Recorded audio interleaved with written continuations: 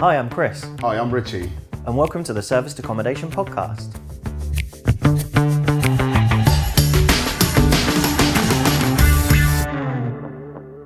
Today we're going to be talking about direct bookings, and as you might have noticed, Chris has changed slightly. This is our marketing director, Chris Huskins, and we thought that would be the best person, the most ideal person to talk about marketing. Thanks. Or direct bookings, because it's a sense of marketing, isn't it? Yeah. Yeah, absolutely. Yeah. On the off chance, last minute kind of thing for you as well, isn't it? Yeah. Yeah, in the hot seat. Yeah, there you go. So today we're going to be talking about direct bookings, and that's mainly to do with marketing. People can tend to focus a lot on trying to get direct bookings and not pay the commissions. Booking.com charge 15%, the other OTAs charge commissions. But what people don't realize is that it's more about marketing to your existing customers or previous customers. So that's the low-hanging fruits, and it's easier to convert these people. As you look at the fundamentals of marketing, you tend to have a higher return on investment, or 10 times more likely to convert existing or previous customers than you would do going for new customers altogether. Absolutely. Yeah. So most of the direct bookings originally come from the OTAs, and they spend billions. Like Booking.com, is it over 5 billion marketing budget in the course of a year, which is ridiculous, and you can't compete against those guys because they've got lots of money to market. So why not, once the bookings have come in, firstly via the OTAs, then market them directly and try and convert those into direct bookings. So things to look out for: people who are staying in the property Monday to Friday, or people who are staying more than a week, or when you got four or more guests staying in a property. So it might be contractors who are working in the area who've only booked for 1 week or 2 weeks, and then you then convert them to direct bookings over the longer period of time. Because we've got some people who are working over the Mayflower. They originally booked in via Booking.com, and our head of operations, one of his main jobs is to convert these people into direct bookings. He's spoken to them over and over again, and now we've had them in for the past 6 odd months. Okay, wow. Weekly, different properties here and there, but over the past 6 months, and that's a lot of money we've saved, and a lot of money we've made from them, so to speak. Yeah. And regarding remarketing to guests or targeting them, try to convert them, we tend to use emails. Do you have any other suggestions on how to remarket to guests? Yeah, I mean, email is a massive one because you can do things that are just for them to read and build a relationship with them, and then eventually try and remarket and sell to them. There's also text message, which a lot of people really like to use. I mean, you mentioned contractors, they'll probably check their text messages a lot more than they'll check their email. True. And then you're looking at social media as well. That's a really good place. People are checking there for leisure and for maybe enjoying the fact that they're scrolling through Facebook or Twitter or whatever it is, and therefore they associate maybe your brand with something positive, rather than if they're in their email and they get a bill and you're underneath that, it can be attached to something negative. So social media can have a really powerful impact. When you say social media, which social media should people focus on? Because there are lots of social media. Yeah, there's lots of stuff to be used out there. So should people be focusing on the Instagram? Should they be focusing on the Twitter, Snapchat, Facebook? What would you suggest?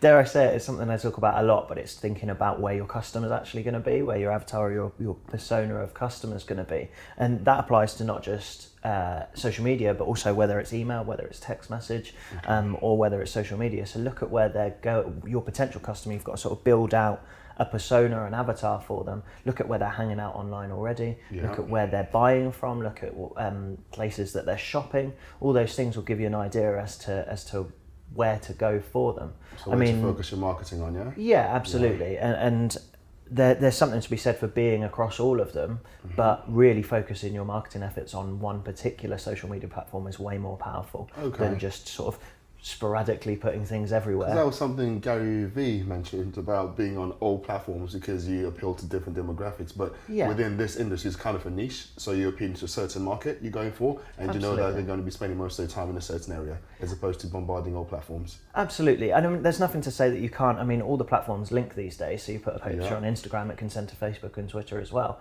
But what I'm saying is, if you pick the one that you know that your customer is going to most use, focus the text, the pictures around that particular one, then it can post across to the others, because that gives you a touch on all of those different demographics, as Gary does mention. But it means that you're focusing on the one that you know your customer's using.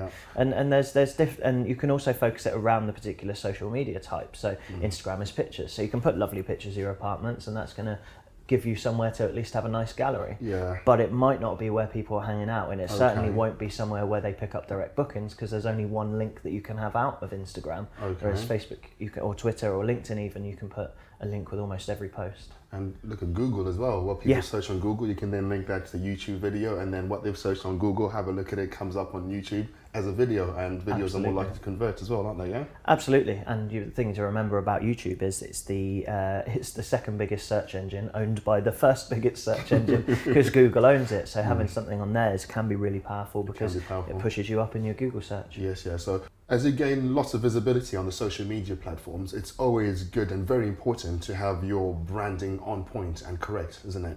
Yeah, absolutely. I mean, it's the thing that people will remember about you.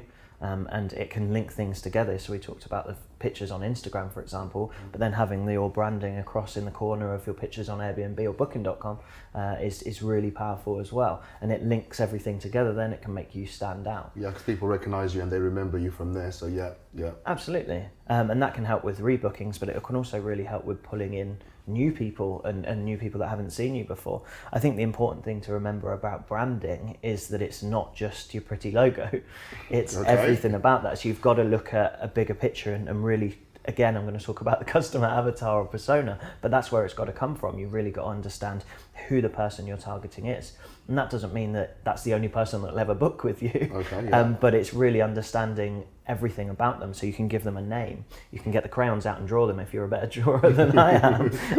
But it's understanding where they shop. If they shop at Waitrose or do they shop at Aldi?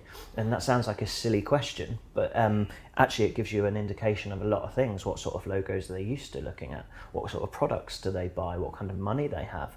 That can give you indications as to where they work. Are they middle management? Are they in service jobs? Are they all over? And this is going to really help you to not just pick out the colours for your logo or see how your website looks, but it's going to help you to look at the language that you use in your Airbnb listings. It's going to look at the language that you use even when you're directly emailing the customer or even talking to them on the phone.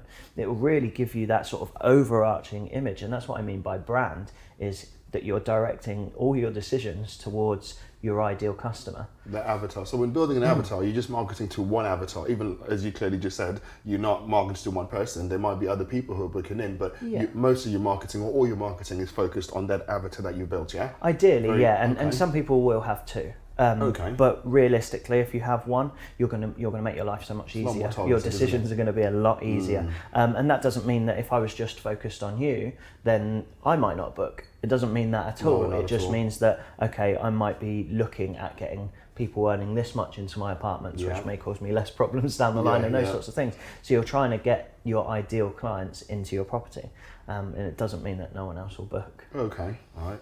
And another part of that brand is then that lets you decide on your key values and your values that you have as a company. Whether that's you've got environmental brand values or you're doing it for whatever reason. I know that's a big part of the strategy stuff that you work through with your programs, but that again is another part of the brand.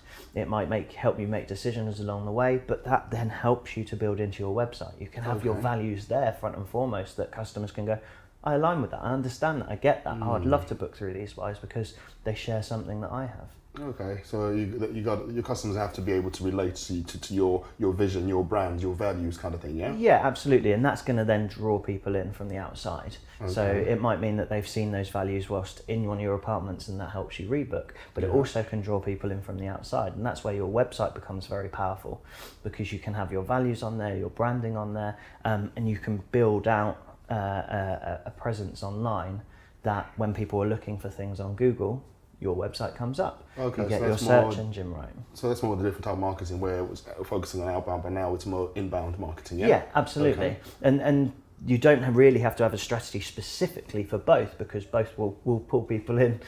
Your inbound, your outbound marketing will pull people in via inbound anyway. Yeah. Okay. But there are little tweaks that you can do, and essentially to your website, search engine optimization being a fancy word for just being able to be found on Google. But that will pull in a lot of people, and that's really powerful. And regarding search engine optimization, that's changed over time from they're looking for keywords, this, that, and the other, and It has changed. I mean, there was a lot of, but in the past, keyword stuffing, I think it was called, where people would just, words if they had a white everywhere. background, they would put words in white just 100 times on a page. Google's too smart for that now. But it is about having your keywords on there, understanding what people are going to search for. Again, it comes back to what the customer's typing in the box. Avatar, yeah. That avatar, you understand what they're going to search for, making sure that's prominent on your site, using it in headers, that sort of thing, but also delivering really key and valuable content. Okay. And a big part of SEO is regularly updating your website, and that's why everyone and his dog has a blog nowadays, because it's the easiest way to keep updating your content on your website. Okay. We touched on outbound marketing via the website. Can you also use that via social media platforms? Yeah, absolutely.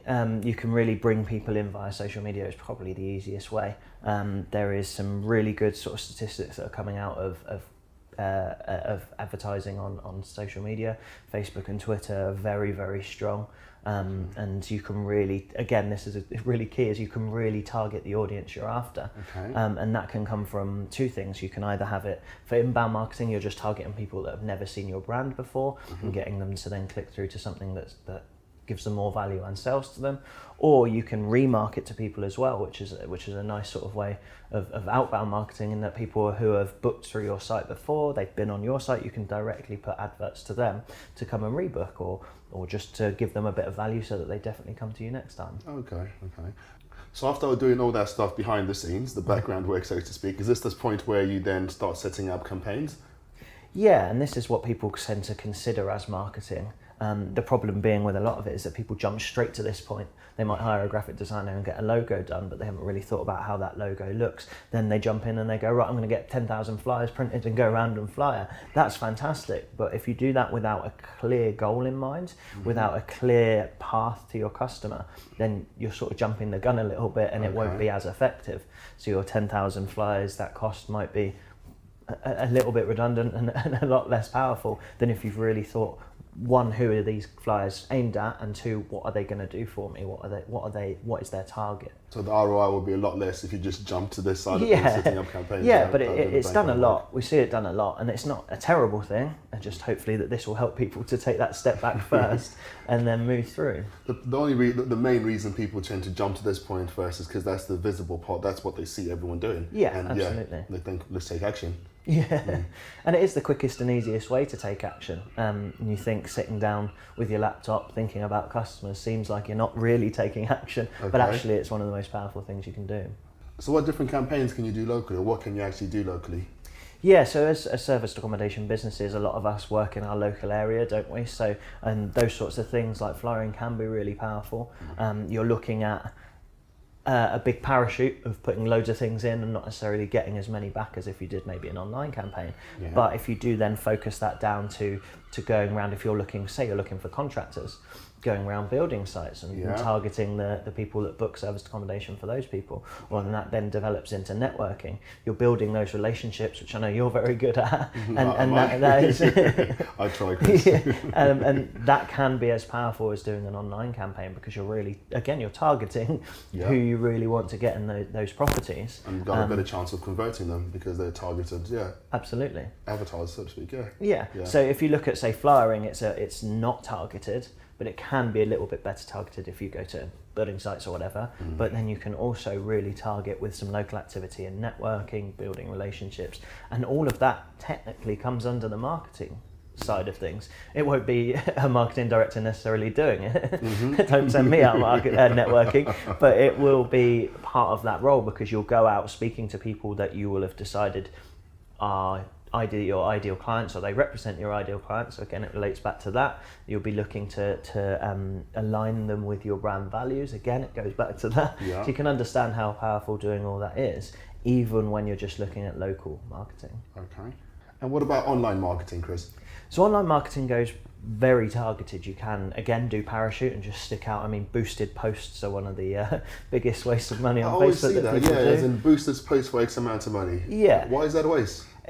Because it doesn't target your audience very well. So it gives you some options. You can pick 16 to 25-year-olds or whatever, and people that like football, but you can't really properly target down your audience as much as you really would be, say, when we're networking. But you can, if you then go into real good Facebook advertising, you can really target that down.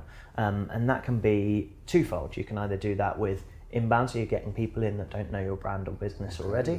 You can do that by targeting your Facebook ads at people that like other companies in your area, or they follow Airbnb and they've searched for property in Southampton or whatever that is. So is that like building a lookalike audience, or is that that can be, so you're looking at other audiences that you're sort of copying, if you like, but they are lookalike audiences. The other side of that is the sort of remarketing side of things. So you can actually put what's called a Facebook pixel on your website, and if anyone's clicked across a piece of content that you've put on, or you've got keywords on Google and they've come on your website but they haven't necessarily booked, you can build them as an audience with Facebook pixel. So then you can say, right, I'm going to put my advert to hit the people that have been on my website in the last 3 months. And that can be really powerful, because again, it's not cold, it's warm or even hot leads that are coming through that system because they've seen your brand, they've seen the images, they've actually taken action and clicked on your website. So and again, it's building on everything we've just spoken about, because they may have found you on Airbnb and seen your little logo. They might then have clicked the website and thought, this is really looks really good, it's got some really good content on there. They might have gone away, things happen, doorbell might have rung, Amazon delivery or whatever, and forgotten what they were doing. But it means that then the next day or the next week they see an advert on Facebook again somewhere that they are quite happy scrolling through and think, those guys, I've seen them 3 times now. And a lot of marketing talks about sort of 5 to 7 touch points. I kind of disagree. I don't think you need that many, especially if your need is already sort of set in. I know I want to book an apartment in, say, Southampton, but having a couple of touch points across multiple platforms is really, really powerful, and Facebook advertising really helps to do that. Okay. So to summarise this episode, we've sort of talked about how important it is to look at both sides of marketing, both remarketing to existing clients or people that have been across your brand before, or looking at inbound marketing and looking for people that haven't necessarily come across you before. But one thing that was really key was to look at your customer persona or avatar and your brand values before you get to that point, before you start to build those campaigns. And that was really, really powerful, because it gives you the answers to all the questions that you're going to be asking yourself, whether it's from what colours should I use on my logo, or what language I should be using on my Airbnb listing. Thank you for listening and watching the Serviced Accommodation Podcast. For more information, visit thesapodcast.com.